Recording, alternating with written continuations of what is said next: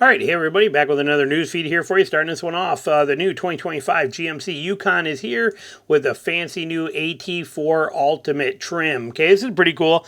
Sweet looking ride. We're not going to get into it too much because we don't know enough about it yet. All we know so far is that the SLE and the SLT trims have been eliminated. The elevation trim is the new beginning, kind of like the GMC Terrain. I just did a video on it. Nobody watched. I think there's only like 500 people that watched it when I put it out that first day, but it's the same kind of concept, and that one's a great vehicle too, and this one looks like it's going to be also, but they are bringing out a Yukon AT4 Ultimate package here. That's going to give you some nice features in there. They don't give us a whole lot of what they are, but they're probably going to be a few more terrain modes, things like that in here, and I like it. I think it's going to be, they can't blow them up. They don't get any bigger, but looks like a pretty good looking SUV here. They got a 16.8-inch screen in this thing. Look at this beast. I mean, this is a pretty awesome looking family wagon here that'll do some pretty great stuff. So pretty exciting. We don't even know prices yet. We don't know nothing, but if you are looking for a full-size large SUV, this one might be on your hit list right here, and it's got a nice refresh and redesign to it, and it looks really good, and we'll have to see what happens and what this turns into. Here you can see the AT4. I'm assuming this is the Denali version of it right here. I really like the look of the AT4. This is a good looking truck. So it's out, or when it comes out, we'll know more about it. We'll tell you. Also on one of the Horizon things, we can know a little bit more about the Tasman. I know a lot of people are waiting for it here. It's not going to come to the U.S. right away. It's going to launch first, I believe, in South Africa is where it'll go first. But there are some interesting things that we do know now that we didn't before. We know it's going to be on a ladder frame and it's going to be a pickup. So it's not going to be like a Santa Cruz or anything like that. It's going after the top dog, the Colorados, the Rangers, and the Toyotas in these things, but it's going to also be it's going global. They say that. Now again, we'll talk about U.S. market here, but means that it's going to be South Africa, Australia, Middle East are confirmed for a 2025 release. Okay, so it's coming out this year with a wider release in additional countries. Isn't off the table. There is a good chance we will see Tasman releasing beyond these three markets, but that's all Kia's promised. So it'll probably be 26 or 27 before we even get a chance at seeing it. They do have to figure out how to deal with the chicken tax to be able to get it over here, so we don't know, but it has been here and it's been seen testing in California right now as they're putting this thing together.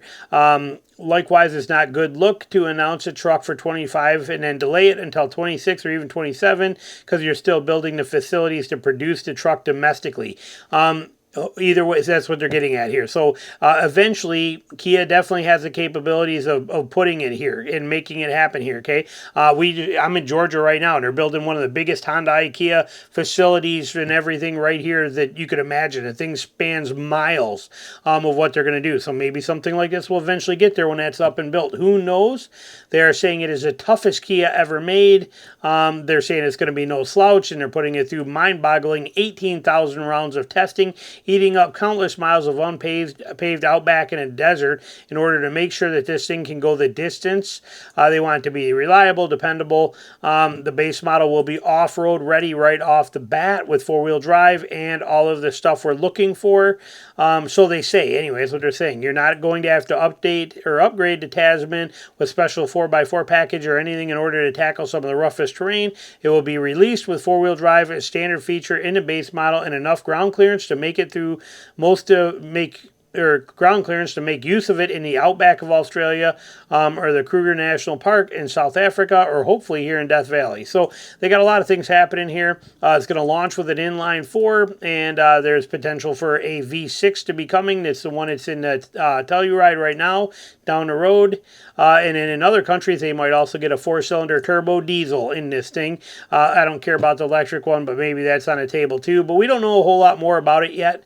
But this is more that we know than these are officially confirmed. A lot of this we thought and had ideas of, but I'm like some of what we're hearing here. So that's good news. Moving on to this one, the main topic. U.S. announced plans to deploy V2X tech on American roadways. What is V2X? It is the biggest scam thing I've ever seen in my entire life is what it is vehicle to everything, okay? V2X. vehicle to everything. Basically, in a nutshell, what it means is your vehicle becomes a smart vehicle, and it talks to cell phones that are around, it talks to sensors on the road, it talks to everything, so that the entire world and the whole entire electronic system knows where you are, where every single pedestrian is, where every single person is, in the hope of avoiding accidents and saving lives. Okay, let's see what they say here. V2X technologies are at the heart of the new U.S. Department of Transportation plan to see vehicles equipped with electronics to consistently communicate with other vehicles, immobile sensors along the roads, and smartphones and other devices nearby. The V2X communication scheme, dubbed as Saving Lives with Connectivity. Oh, doesn't that have such a cute ring to it? Oh, who wouldn't want to have that? I mean, I'm surprised that the commercials they put out don't have like baby seals and stuff on it. It's intended to reduce injuries and deaths in vehicle crashes by providing drivers with a safety alert and other crash avoidance information. Oh, here we go. Roadway V2X is already in operation in small scale in a few locations, but eventually global is a safe, efficient, and sustainable transportation system throughout the national widespread deployment of interoperable V2X technologies, per Dr. Robert Hampshire, a research and technology official. The tech can be used to not only alert drivers but also send us useful data to avoid or to advance safety systems in a vehicle. More about the data. They want to know where every single person, whether you are walking, on a bike, in a car, they want to know what you are doing. Did you ever watch Person of Interest that used to be on TV like 10 years ago? That's the world we live in now. That's what they want. They want to sell it to you as, oh, it's safety through connectivity. The plan, if successfully implemented, will roll out in 3 stages. The first stage will see 2 major car companies brought on board with a plan. I wonder who those will be. Okay. Along with deployment of tech to 20% of U.S. highways and 25% of major city intersections to be completed by 2029. That is right around the corner. That is disgusting. The next stage, lasting until 2031, will roughly double deployment, while the last stage, completed in 36, will see full highway V2X integration and 6 automakers agreeing to include the technology in their vehicles. Oh, the world we live in. The U.S. DOT says that it will roll out the V2X deployment while maintaining privacy and customer protection. Oh, I'm sure they're gonna. Oh, okay, here we go. Somehow they're gonna know every single thing about what we do, where we do, and how we do it, but they're going to maintaining privacy and customer protection. Fear not. They said we're gonna maintain it, so you're good, okay? We promise you. We promise. We promise. It's good. Though undoubtedly some commenters will raise the possibility of continuous government surveillance of its... No, really. Anyway, deployment of V2X will require tens of millions of dollars in investment, according to the Federal Highway Administration chief, whatever this dude's name is.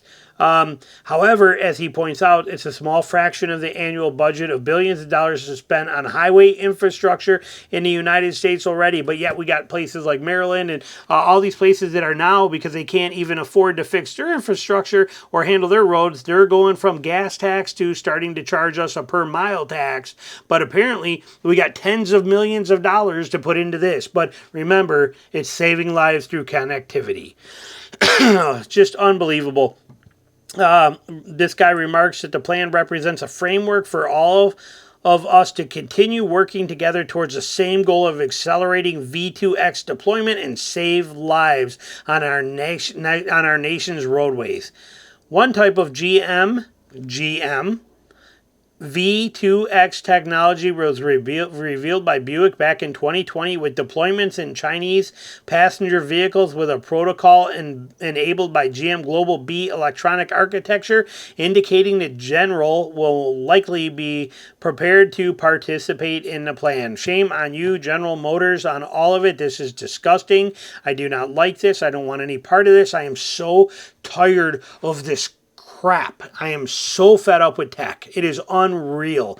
And like I said, you'll find in other news videos we got coming up pretty soon too, that the automated emergency braking stuff, they're like causing crashes left and right. We got the cars that are driving themselves, are running off the roads all the time. We got people dying all over the place because of stupid tech. But apparently they think adding all this extra tech will somehow save people, but they're not going to spy on us. Let me know your comments down below what you think. Thanks for watching.